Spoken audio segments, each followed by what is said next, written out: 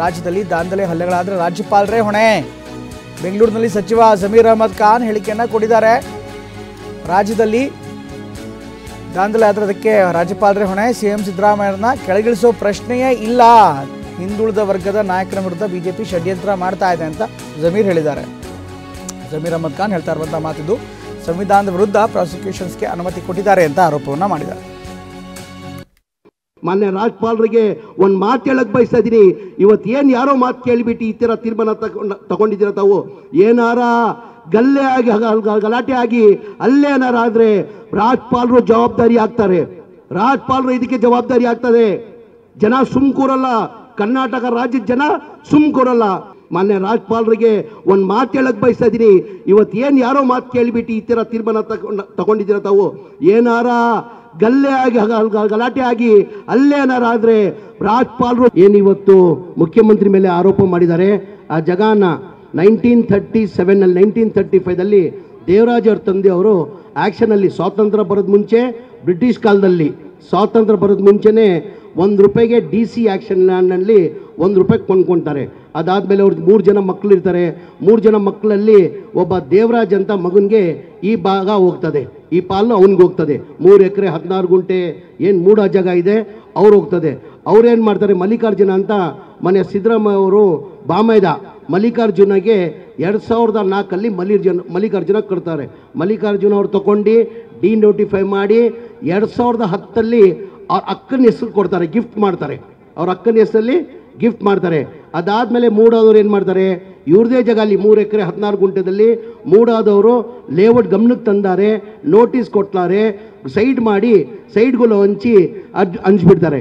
ಗೊತ್ತಾದ್ಮೇಲೆ ಪತ್ರ ಬರೀತಾರೆ, ಈ ಥರ ನಮ್ಮ ಜಾಗದಲ್ಲಿ ನೀವು ಸೈಡ್ ಮಾಡಿ ಹಂಚ್ಬಿಟ್ಟಿದ್ದೀರಾ, ನಮ್ಮ ನ್ಯಾಯನ ಕೊಡಿ, ಪರಿಹಾರನ ಕೊಡಿ ಅಂತ ಕೇಳ್ಕೊತಾರೆ.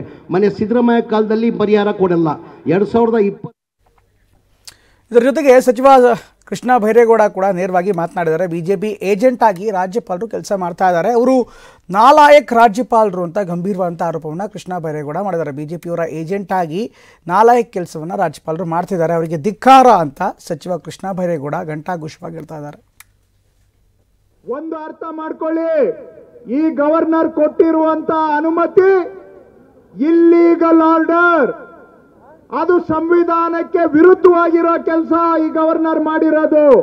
ಹಾಗಾಗಿ ಅವರು ಘನತೆವೆತ್ತ ರಾಜ್ಯಪಾಲರು ಆಗಲ್ಲ. ಸಂವಿಧಾನಕ್ಕೆ ಅಪಚಾರ ಮಾಡಿದವ್ರಿಗೆ, ಸಂವಿಧಾನಕ್ಕೆ ವಿರುದ್ಧವಾಗಿ ಕೆಲಸ ಮಾಡಿದವ್ರಿಗೆ ನಾವೇ ಘನತೆವೆತ್ತೋರು ಅಂತ ಹೇಳಕ್ಕೆ ಸಾಧ್ಯನಾ? ಸಂವಿಧಾನಕ್ಕೆ ಅಪಚಾರ ಮಾಡಿ ಕನ್ನಡಿಗರಿಂದ ಆಯ್ಕೆ ಆಗಿರೋ ಸರ್ಕಾರವನ್ನ ಕಿತ್ತಾಕೋದಕ್ಕೆ ಇಲ್ಲಿ ಬಂದು ಬಿಜೆಪಿ ಏಜೆಂಟ್ ಆಗಿ ಕೆಲಸ ಮಾಡ್ತಾ ಇರೋ ಈ ಗವರ್ನರ್ ಬಿಜೆಪಿ ಏಜೆಂಟ್ ಬಿಟ್ರೆ ಅವರು ಗವರ್ನರ್ ಅಲ್ಲ. ಗವರ್ನರ್ ಆಗಿ ಮುಂದುವರಿಯೋದಕ್ಕೆ ನಾಲಾಯಕ್ ಈ ಗವರ್ನರ್. ಹಾಗಾಗಿ ಹೇಳಿ, ನಾಲಾಯಕ್ ಗವರ್ನರ್ಗೆ, ನಾಲಾಯಕ್ ಗವರ್ನರ್ಗೆ, ಬಿಜೆಪಿ ಏಜೆಂಟ್ ಗವರ್ನರ್ಗೆ, ಬಿಜೆಪಿ ಏಜೆಂಟ್ ಗವರ್ನರಿಗೆ, ಸಂವಿಧಾನಕ್ಕೆ ಅಪಚಾರ ಮಾಡಿರೋ ಗವರ್ನರಿಗೆ ತೊಲಗಿ ತೊಲಗಿ ತೊಲಗಿ ತೊಲಗಿ. ಇನ್ನು ಭ್ರಷ್ಟಾಚಾರದಲ್ಲಿ ಬಿಎಸ್ವೈ ಪುತ್ರ ವಿಜಯೇಂದ್ರ PhD ಮಾಡಿದ್ದಾರೆ ಅಂತ ಈಗ ದಿನೇಶ್ ಗುಂಡೂರಾವ್ ಗಂಭೀರವಾದಂಥ ಆರೋಪವನ್ನು ಮಾಡ್ತಾ ಇದ್ದಾರೆ. ದೇಶದಲ್ಲಿಯೇ ಅತಿ ದೊಡ್ಡ ಭ್ರಷ್ಟಾಚಾರಿ BS ಯಡಿಯೂರಪ್ಪ ಬೆಂಗಳೂರಿನಲ್ಲಿ ಆರೋಗ್ಯ ಸಚಿವ ವಾಗ್ದಾಳಿಯನ್ನು ಮಾಡಿದ್ದಾರೆ. BS ಯಡಿಯೂರಪ್ಪನವರೇ ದೇಶದಲ್ಲಿ ಅತಿ ದೊಡ್ಡ ಭ್ರಷ್ಟಾಚಾರಿ ಅಂತ ಹೇಳ್ತಿದ್ದಾರೆ. ಈ ವ್ಯಕ್ತಿಗಳು ಸೇರ್ಕೊಂಡು ಎಲ್ಲ ದುಷ್ಟ ಕೂಟ, ಇದು ಒಂದು ಕಳ್ಳರ ಕೆಟ್ಟ ಜನರ ಕೂಟ ಸೇರ್ಕೊಂಡು ಅಮಿತ್ ಶಾ ಮೋದಿ ಅವ್ರ ಜೊತೆ ಮಾತನಾಡಿಕೊಂಡು ಈ ಕಾನ್ಸ್ಪಿರಸಿಯನ್ನ ರೂಪಿಸಿ ಇವತ್ತು ಅದರಲ್ಲಿ ಇವತ್ತು ದುರಾದೃಷ್ಟ ಒಂದು ಸಂವಿಧಾನ ಹುದ್ದೆಯಾಗಿರುವಂತ ರಾಜಭವನ ರಾಜ್ಯಪಾಲ ಅವರನ್ನು ಕೂಡ ಸೇರಿಸಿಕೊಂಡು ಇವತ್ತು ಈ ಒಂದು ಕ್ರಮವನ್ನು ತೆಗೆದುಕೊಂಡಿದ್ದಾರೆ. ಇದು ಸಂವಿಧಾನ ಬಾಹಿರ, ಕಾನೂನು ಬಾಹಿರ ಮತ್ತು ಯಾವ ಮೌಲ್ಯಗಳು ಇಲ್ಲದೆ ಇರತಕ್ಕಂಥ ಒಂದು ಕೀಳ ಮಟ್ಟದ ರಾಜಕಾರಣ ಇವತ್ತು ಯಾರು ಮಾಡ್ತಾ ಇದ್ದಾರೆ ಅಂತ ಹೇಳಿದ್ರೆ ಇದೇ ಈ ದುಷ್ಟಕೂಟ, ಇದೇ ಭಾರತೀಯ ಜನತಾ ಪಾರ್ಟಿ, ಇದೇ ಸಂಘ ಪರಿವಾರ. ಈ ವ್ಯಕ್ತಿಗಳು ಸೇರ್ಕೊಂಡು ಎಲ್ಲ ದುಷ್ಟ ಕೂಟ, ಇದು ಒಂದು ಕಳ್ಳರ ಕೆಟ್ಟ ಜನರ ಕೂಟ ಸೇರ್ಕೊಂಡು ಅಮಿತ್ ಶಾ ಮೋದಿ ಅವ್ರ ಜೊತೆ ಮಾತನಾಡಿಕೊಂಡು ಇನ್ನು ವಾಮ ಮಾರ್ಗದ ಮೂಲಕ ಬಿಜೆಪಿ ಸರ್ಕಾರಕ್ಕೆ ಬರೋದಕ್ಕೆ ಸಾಕಷ್ಟು ಪ್ರಯತ್ನ ಪಡ್ತಾ ಇದ್ದಾರೆ. ಮೈಸೂರಿನಲ್ಲಿ ಸಮಾಜ ಕಲ್ಯಾಣ ಇಲಾಖೆ ಸಚಿವ ಮಹದೇವಪ್ಪ ಹೇಳ್ತಾ ಇರುವಂಥ ಮಾತು, ವಾಮ ಮಾರ್ಗದ ಮೂಲಕ ಬಿಜೆಪಿ ಸರ್ಕಾರವನ್ನು ರಚನೆ ಮಾಡೋದಕ್ಕೆ ಸಾಕಷ್ಟು ಪ್ರಯತ್ನವನ್ನು ಪಡ್ತಾ ಇದೆ. ಸಿದ್ದರಾಮಯ್ಯ ವಿರುದ್ಧ ರಾಜ್ಯಪಾಲರು ತನಿಖೆಗೆ ಆದೇಶ ಮಾಡಿದ್ದಾರೆ. ಇದರ ಹಿಂದೆ ಸಾಕಷ್ಟು ಚರ್ಚೆಗಳು ನಡೆದಿದೆ ಅಂತ ಮಹದೇವಪ್ಪ ಗಂಭೀರವಾದ ಆರೋಪವನ್ನು ಮಾಡಿದ್ದಾರೆ. 16ನೇ ತಾರೀಕು ಬೆಳಗ್ಗೆ ನಮ್ಮ ರಾಜ್ಯಪಾಲರು ನಮ್ಮ ಮುಖ್ಯಮಂತ್ರಿಗಳಿಗೆ ತನಿಖೆ ಮಾಡಲಿಕ್ಕೆ ಆದೇಶವನ್ನು ಕೊಟ್ಟಿದ್ದಾರೆ. ಆಗಸ್ಟ್ 15ನೇ ತಾರೀಕು ಸ್ವಾತಂತ್ರ್ಯ ದಿನಾಚರಣೆ ಮಾಡಿದ್ದಾರೆ.